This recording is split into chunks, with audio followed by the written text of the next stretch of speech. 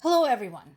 So, several pieces today, and I'm saving what I consider the best for last because it's a really great resource that's going to answer a lot of questions from folks. So, let's first of all start with the situation on the ground right now.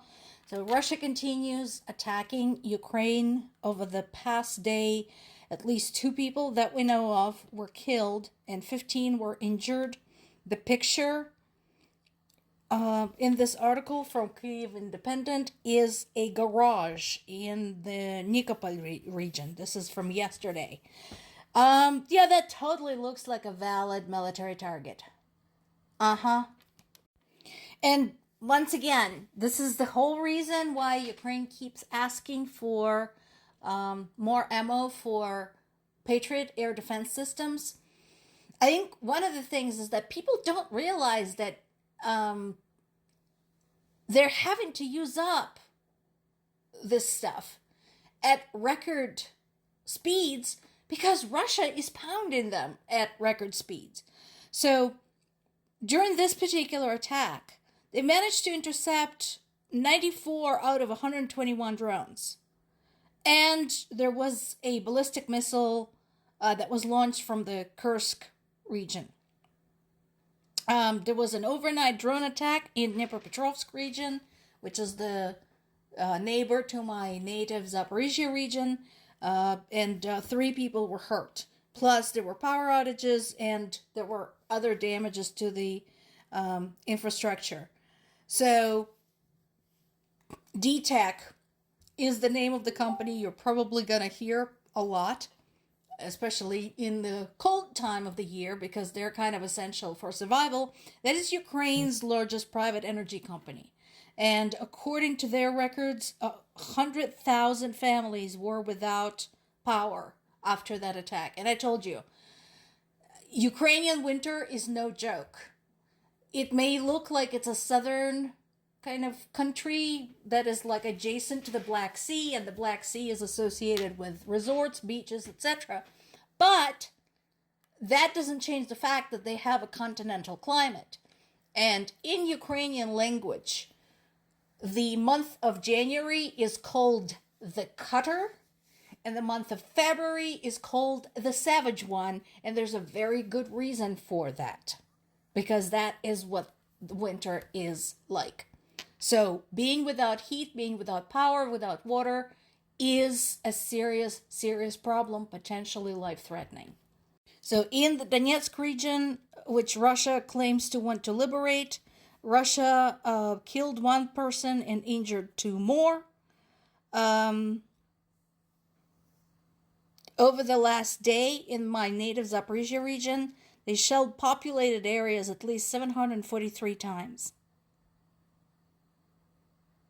In the Kharkiv region, that's to the northeast, Russian shelling had injured a 56-year-old woman. And this dovetails nicely with this article from BBC that is talking about a demographic crisis that already exists in Ukraine. Because it's kind of hard to meet, date, and get married and have a normal family life when your country is being bombed.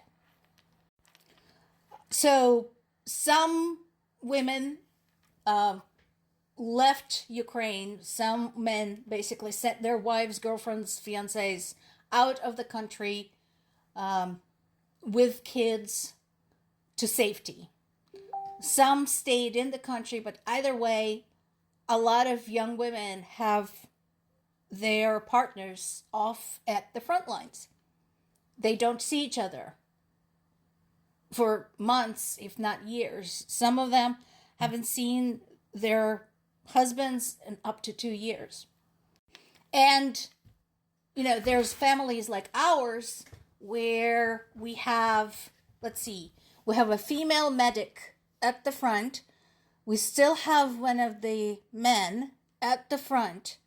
So the medic, she comes home for like a small short leave about every 6 weeks so that she can see her children. Otherwise, they stay with grandma. And then the guy who is at the front, he's one of the ones who is there for like months.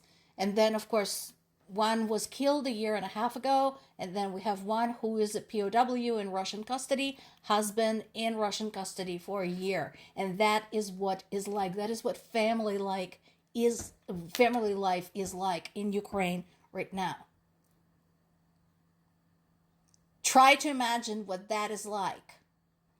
Because remember, it's a little bit different than having a military husband or a military wife who goes somewhere else for another tour. Because in this particular case, it's not just the soldiers who are in danger. Everybody is in danger.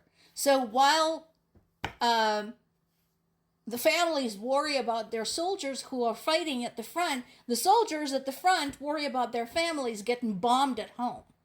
That's what it's like. That's why I think, again, foreign dignitaries, representatives of other countries who are saying they're Ukraine's allies should come over and should tour the areas like Kyiv and Zaporizhia and Dnipropetrovsk and Kharkiv, everywhere, and see what it's like. Odessa. Yeah, they need to see what it's like. Internationally, now this is interesting. Iraq has created a commission to prevent recruitment into Russian armed forces. This is really kind of fascinating. Iraq had actually met with Ukrainian officials to discuss the efforts to prevent the recruitment of Iraqi men into the Russian forces. So this initiative is called I Want to Live Project, and it goes back to September of 2022. This was initially a 24-hour I Want to Live hotline that helped Russian soldiers to surrender and go over to Ukrainian side and be protected. Now this had expanded to protect young men, in this case in Iraq, from becoming Russian mercenaries. And I understand that, we have this kind of stereotype of what Iraq is like. So I'm kind of like really surprised and,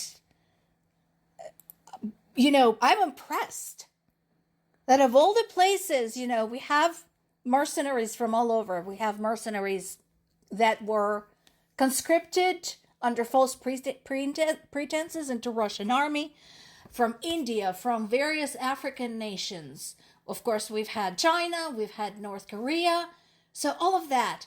And the fact that Iraq was the one to lead the movement to protect men from something like that is genuinely surprising and impressive. Finally, I want to finish with this article in Kyiv Independent. Look it up.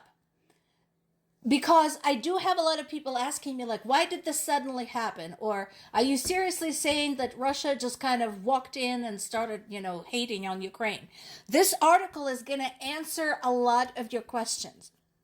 So this talks about the history between Russia and Ukraine since Ukraine had split off from the Soviet Union and since the fall of the Soviet Union back in 1991. And why ever since then, and how ever since then, Russia has been basically like an abusive ex to Ukraine.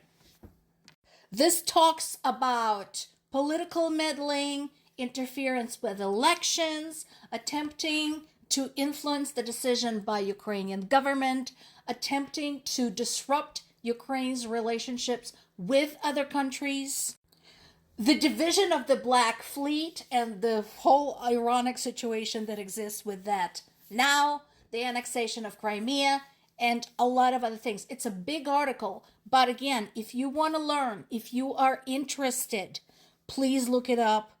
Strongly recommended. More to come.